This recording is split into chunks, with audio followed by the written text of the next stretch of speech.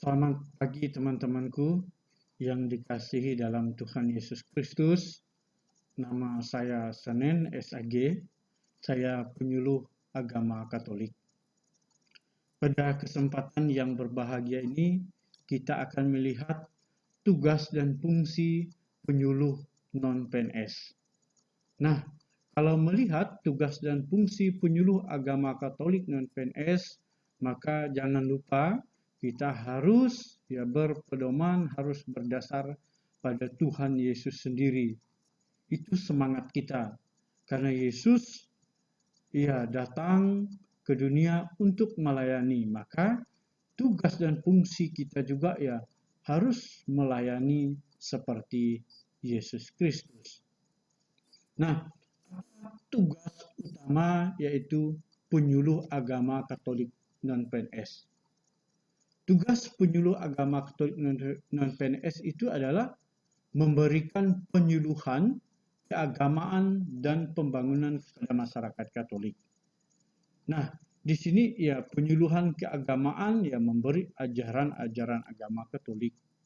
Dan pembangunan di sini kalau pandangan saya tidak hanya membangun fisik gereja saja, tetapi membangun kepribadian manusia, membangun manusia-manusia yang jatuh dalam dosa. Memang itu berat, itu berat dan tidak mudah, tetapi kita yakin kalau kita bersama dengan Yesus, kita selalu mohon bimbingan Yesus, maka itu akan terlaksana dengan baik. Maka dari itu ingat tugas penyuluh agama Katolik non-PNS yang utama dan terutama yaitu penyuluhan keagamaan dan pembangunan kepada masyarakat Katolik. Itu tugasnya. Kemudian ada pun fungsi-fungsi yang harus dilakukan harus dilakukan oleh penyuluh agama Katolik non-PNS. Ada 5 fungsi yang harus dilakukannya. Yang pertama yaitu fungsi informatif. Nah, dalam fungsi ini penyuluh agama Katolik non-PNS itu harus menyampaikan pesan-pesan agama dan pembangunan yang benar dan dapat dipertanggungjawabkan.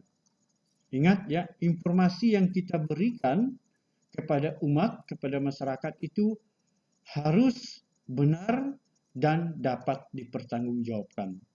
Jangan hanya memberi informasi-informasi yang salah, yang tidak dapat dipertanggungjawabkan, atau bahasa sekarang informasi yang hoax, yang bohong, informasi bohong. Itu fungsi yang pertama.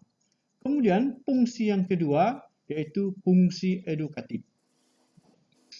Dalam fungsi ini penyuluh agama Katolik harus melakukan usaha secara sadar dan terencana. Ingat harus secara sadar dan terencana untuk mewujudkan suasana pembelajaran dan proses pembelajaran secara aktif pada masyarakat agar memiliki kekuatan spiritual keagamaan, pengendalian diri, kepribadian, kecerdasan, akhlak mulia, serta keterampilan yang diperlukan dirinya, masyarakat, bangsa, dan negara.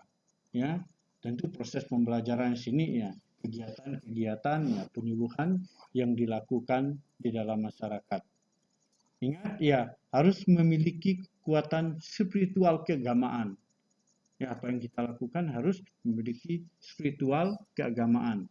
Pengendalian diri kita sangat penting. Kemudian kepribadian kita, bagaimana kepribadian jangan yang lain-lain, kita mencontoh kepribadian Yesus sendiri yang selalu rendah hati. Tentu kita dituntut kecerdasan kita untuk dalam menyampaikan materi-materi yang sudah kita buat, membuat materi dan merangkat pembelajaran. Kemudian akhlak mulia yang baik kita, serta kita harus terampil dalam menyampaikan kata-kata, dalam bergaul juga harus terampil.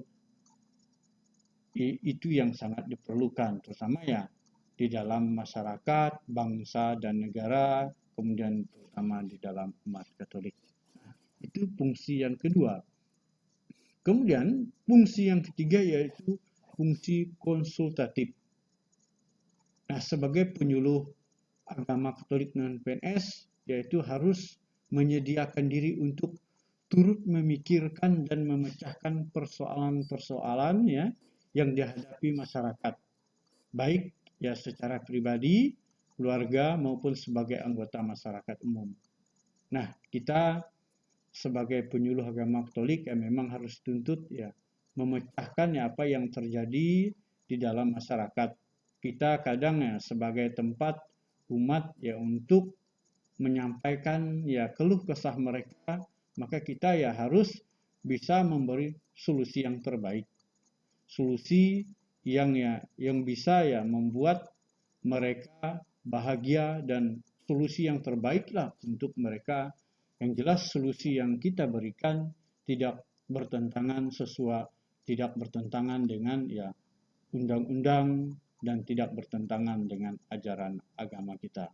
Nah, kita harus ya membuka diri ya, ingat, maupun dia konsultasi secara pribadi, keluarga maupun masyarakat umum, kita harus menerimanya ya, menerima konsultasi itu dan kita harus siap mendengarkan ya, memberi solusi yang baik kepada mereka. Ingat terutama solusi yang kita berikan tidak bertentangan dengan ajaran agama dan undang-undang dalam negara kita serta hukum dalam masyarakat.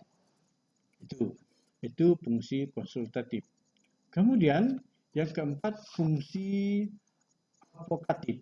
Ya, advokatif diharapkan penyuluh agama Katolik itu yang memiliki tanggung jawab moral dan sosial. Nah, tanggung jawab ini ya dilakukan untuk kegiatan pembelaan terhadap ya umat atau masyarakat dari berbagai ancaman. Misalnya ancaman gangguan, hambatan, kemudian dan tantangan yang dapat menggoyahkan keyakinan. Nah, ini yang sangat berat. Misal kalau ada ya ancaman yang dapat menggoyahkan keyakinan mereka, maka kita sebagai penyuluh agama Katolik non-PNS ya kita harus memberi penjarahan.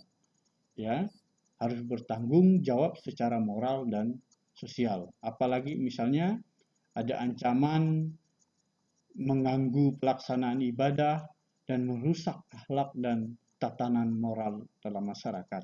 Nah, ini maka kita penyuluh agama non-PNS ya harus bertanggung jawab secara moral dan sosial.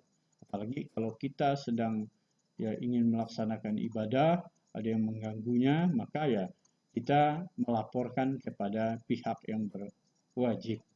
Itu fungsi penyuluh agama Katolik ya, yaitu fungsi advokatif. Kemudian ya yang terakhir yang kelima yaitu adalah fungsi administratif. Ini jangan lupa ya, penyuluh agama Katolik non-PNS juga yang memiliki tugas ya merencanakan ya, melaporkan dan mengevaluasi pelaksanaan penyuluhan dan bimbingan yang telah dilakukan. Maka fungsi yang terakhir ini sangat penting ya. Itu juga seperti yang sudah kita lakukan di laporan yang sudah disampaikan kepada itu ya kepada Bimas Katolik, bahwa yang pertama ya harus merencanakan kegiatan. Kemudian setelah merencanakan kegiatan itu, kalau sudah dilakukan maka harus dilaporkan ya, biar jadi administrasi. Kemudian ya kegiatan yang sudah direncanakan, dilakukan, kemudian harus dievaluasi. Evaluasi ini sangat penting ya, biar mengetahui apa yang kita sudah perbuat, apa yang kita sudah lakukan, apakah perlu perbaikan atau perlu tambahan, biar ya apa yang kita rencanakan, apa yang kita lakukan semakin hari semakin baik. Nah, itulah kelima fungsi penyuluh agama Katolik. Ya tentu dalam melaksanakan tugas dan fungsi itu sekali lagi itu tidak mudah dan tidak gampang ya. Maka kita harus ya selalu meminta bimbingan Tuhan, meminta Roh Kudus, roh kebijaksanaan. Dan ingat, kalau kita melaksanakan bimbingan dan penyuluhan dengan baik, Tuhan Yesus akan menolong kita. Dan kita yakin dan percaya itu. Baik teman-temanku yang dikasihi Tuhan, itulah tugas dan fungsi kita sebagai penyuluh agama Katolik. Terima kasih atas perhatiannya. Semoga Tuhan menyertai kita. Amin.